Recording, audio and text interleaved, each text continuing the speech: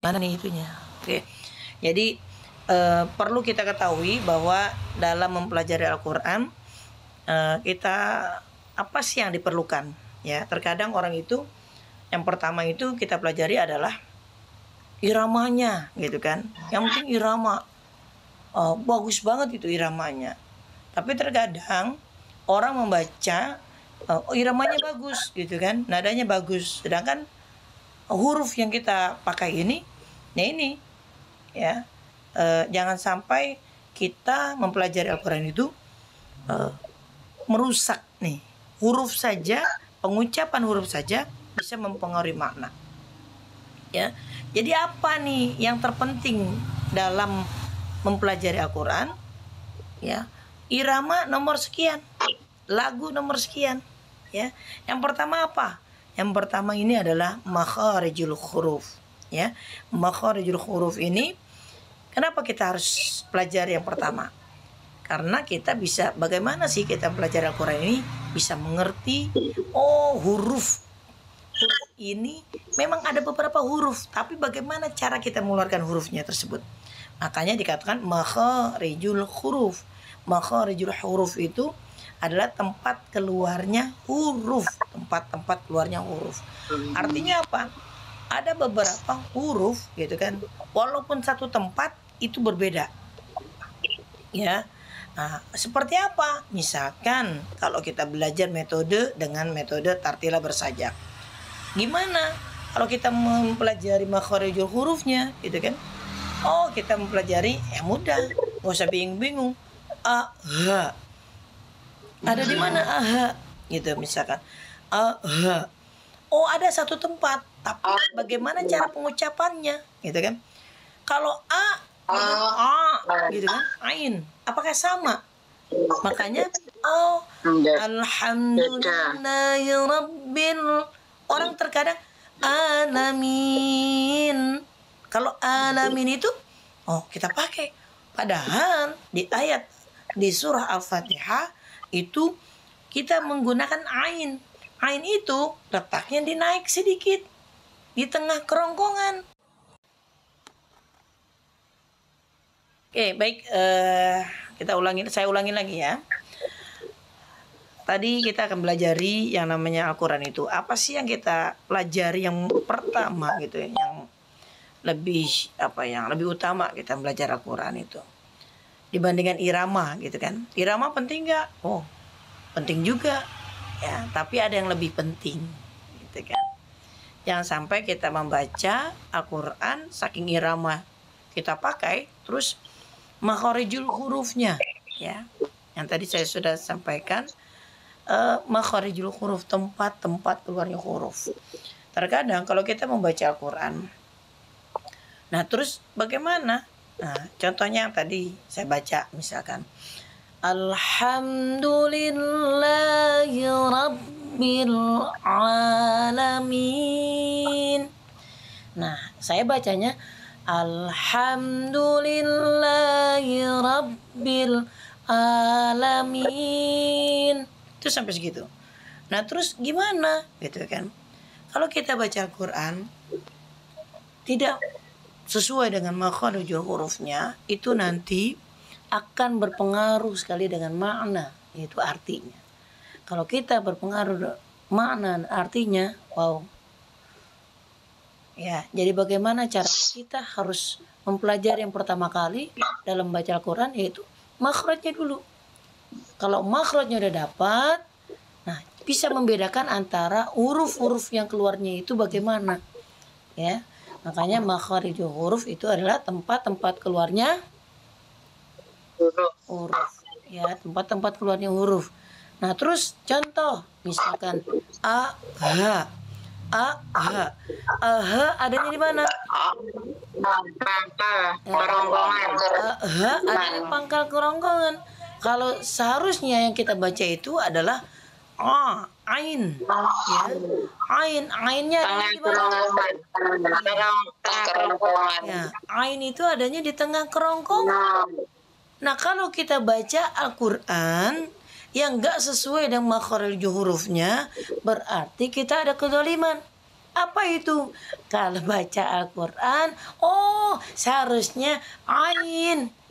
Kita baca hamzah. Hamzah udah jelas.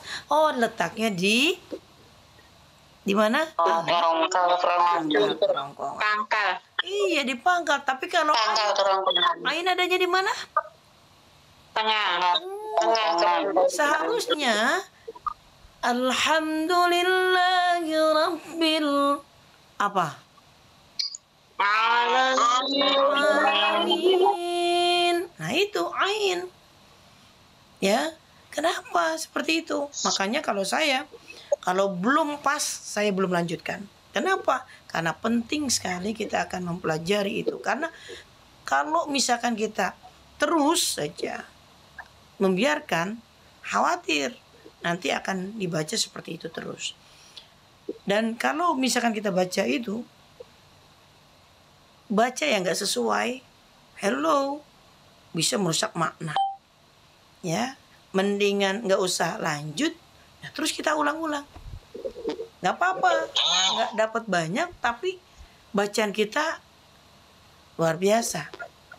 Ya, jadi diperhatikan lagi. Apa itu? Makharijul hurufnya, tempat keluar hurufnya. Makanya kalau saya ada ain belum keluar, ulangi. Ya, belum keluar, keluar, ulangi. Ya, ulangi. Artinya apa? Coba diulangi, belajar. Untuk apa? Nanti membiasakan. Ya. Nah, pertama itu makanya makharijul huruf. Coba Sami'un alim. Kalau Sami'un, kalau alim itu artinya pedih. Tapi kalau kita baca sesuai dengan makharijul hurufnya, Sami'un alim, Sami'un maha mendengar, alimun, al-alimun apa? Maha mengetahui. Jikalau kita baca Al-Quran nggak sesuai dengan makharijul hurufnya, tempat keluar hurufnya, maka itu merusak maknanya. Ya. Jadi yang harus diperhatikan dalam membaca Al-Quran apa yang pertama? Makharijul huruf. Udah jelas makharijul hurufnya. Terus gimana yang kedua? Yang kedua itu adalah panjang pendeknya. Gimana cara kita baca panjang pendeknya? Kalau saya baca panjang pendeknya, yang seharusnya saya baca 2, terus saya baca 1 harokat. Oh, bisa mempengaruhi mana? Bisa. Kok bisa? Iya. Orang baca dengan huruf saja mengaruh, gimana dengan panjang pendek?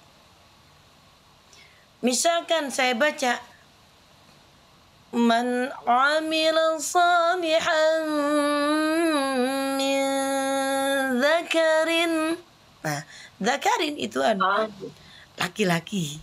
Tapi kalau saya baca Man amila salihan min dzakarin, padahal hurufnya sama, cuma yang satu dibaca panjang, yang satu pendek.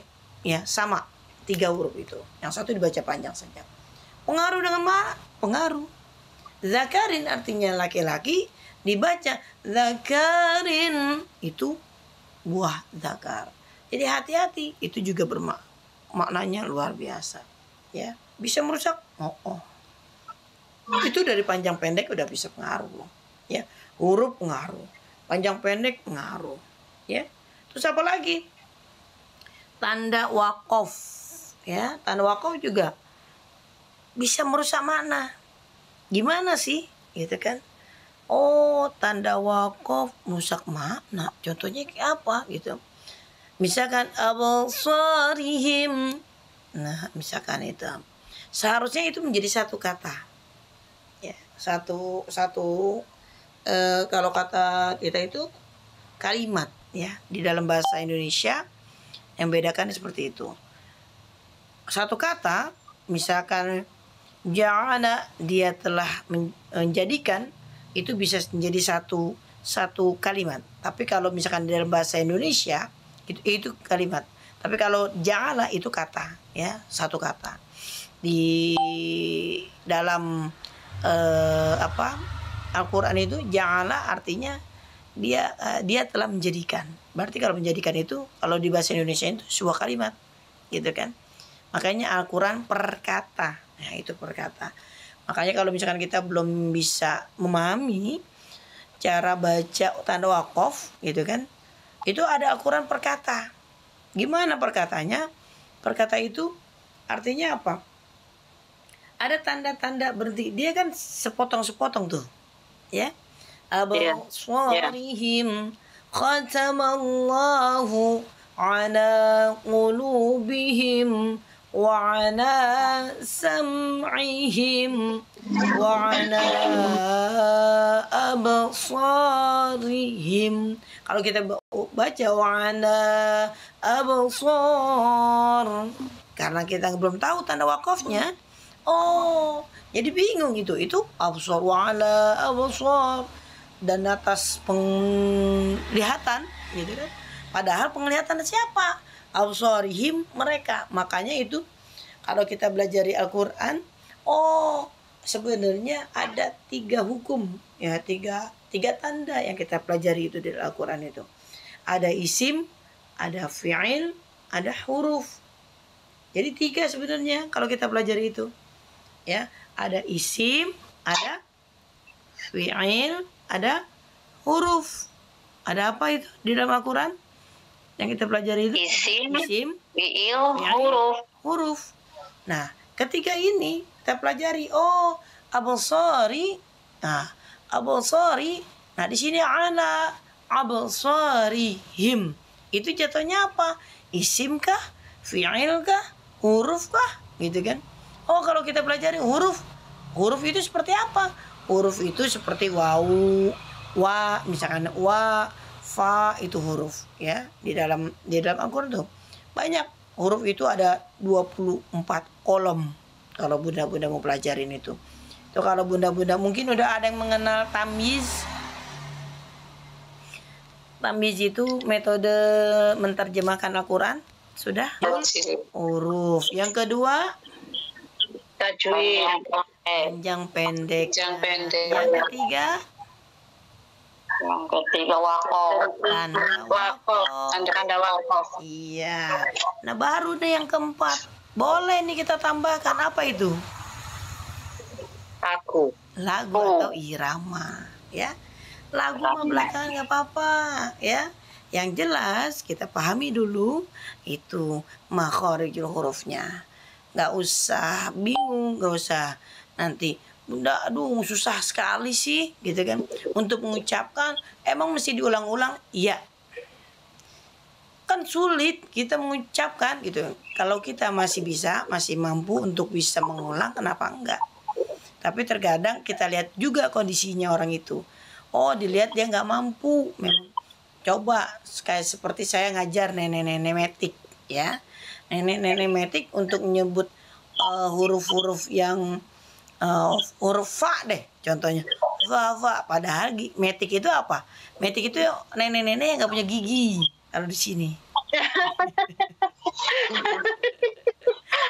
Bisa aja. Iya. Jadi saya itu ngajarin juga. Ngajar siapa? Ngajar metik. Ya, pengajian metik. Kok metik sih? Iya, metik itu adalah pengajian nenek-nenek yang nggak punya gigi. Nenek-nenek yang giginya. Seru loh. Seru juga kita mengajarin nenek-nenek itu, ya. Terkadang gini, kalau ngajar nenek-nenek itu satu, dia nggak bisa ngucapin. Misalkan ada huruf-huruf yang nggak bisa ngucapin karena kesulitan kan, karena giginya, gitu kan, karena apa ya. Jadi dia ngucapin, dia nggak bisa apa gitu kan. Ntar dia bisa saya godain gitu kan, saya godain gitu nenek-nenek. Ntar yang ada ujung-ujungnya saya dicium, dipeluk gitu. Jadi digergetan sama saya. Itu nenek-nenek, ya. Tapi kalau misalkan bisa, gimana? Lakukanlah, berusahalah, ya. Artinya apa? Semangat. Kalau kita punya yang namanya pisau, ya. Pisaunya itu yang sudah karatan. Nah, terus gimana kalau pisau ini kita udah nemukan dalam keadaan karatan?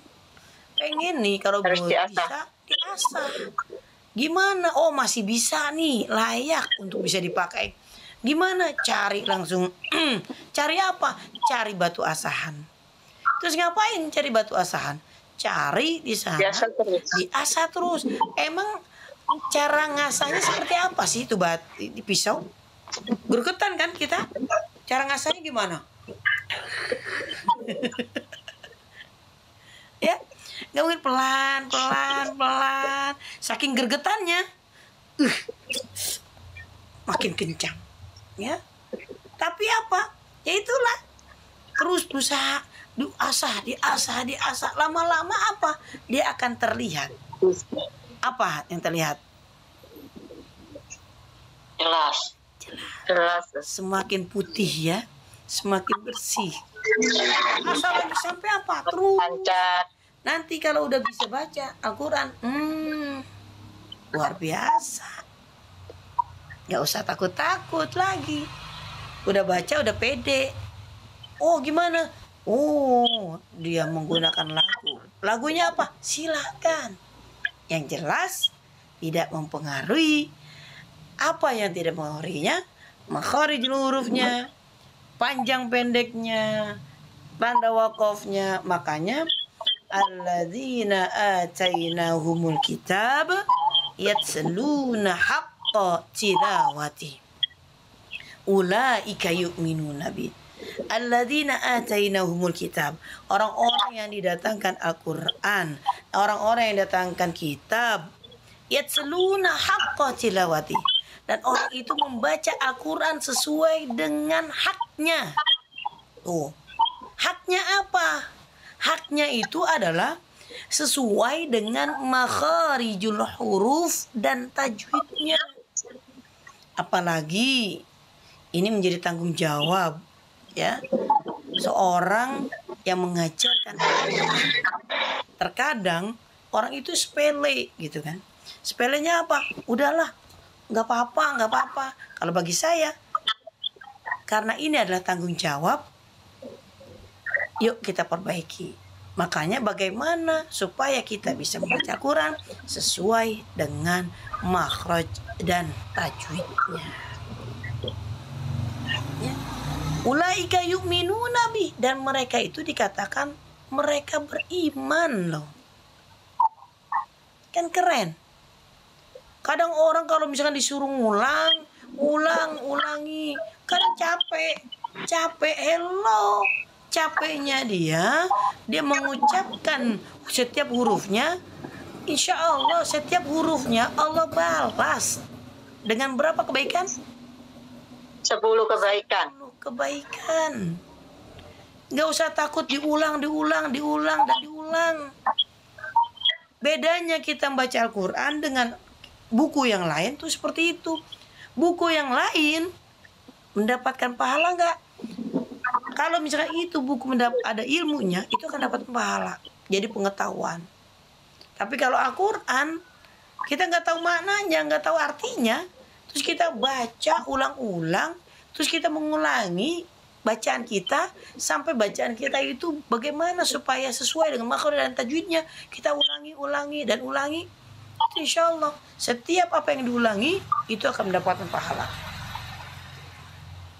Man qara harfan min kitabillah, barang siapa dia membaca Al-Quran, membaca huruf setiap Al-Quran, falahu ashrun, maka baginya 10 kebaikan. La aqul alif lam mim harfun, nggak dikatakan alif lam mim itu satu huruf, walakin alif harfun wa lamun harfun wa mimun harfun.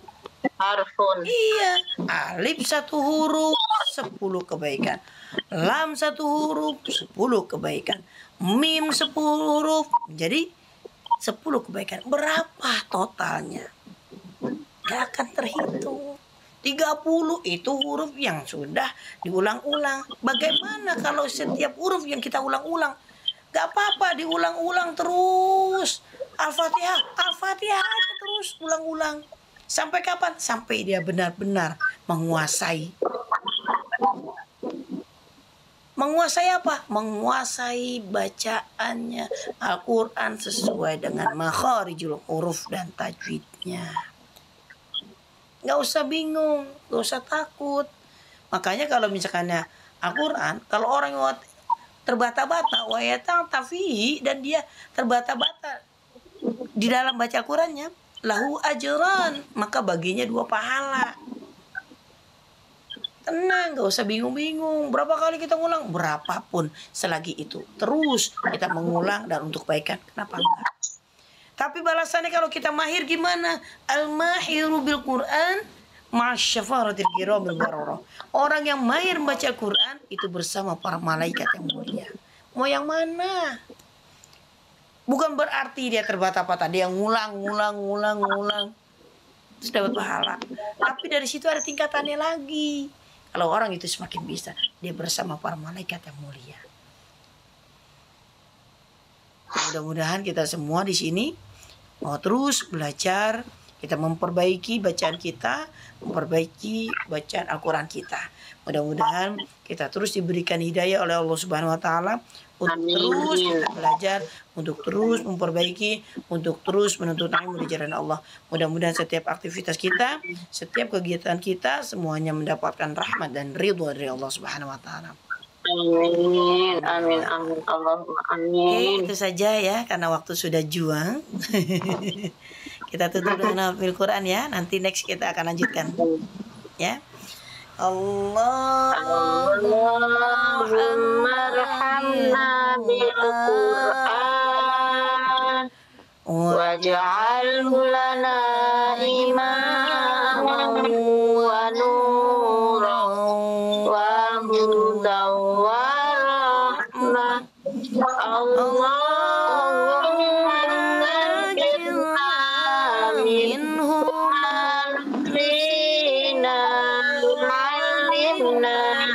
minhuma jahilna warzuqna tilawatahu al-laili wa atrafan nahar waj'alhu lana hujjatan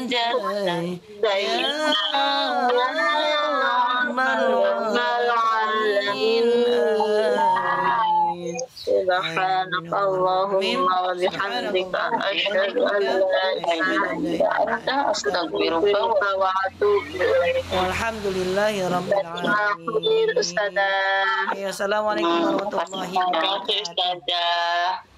Jazakallah khair Ustazah. Sama-sama Ibu. Yuk. Selamat istirahat, selamat beraktivitas kembali. Amin.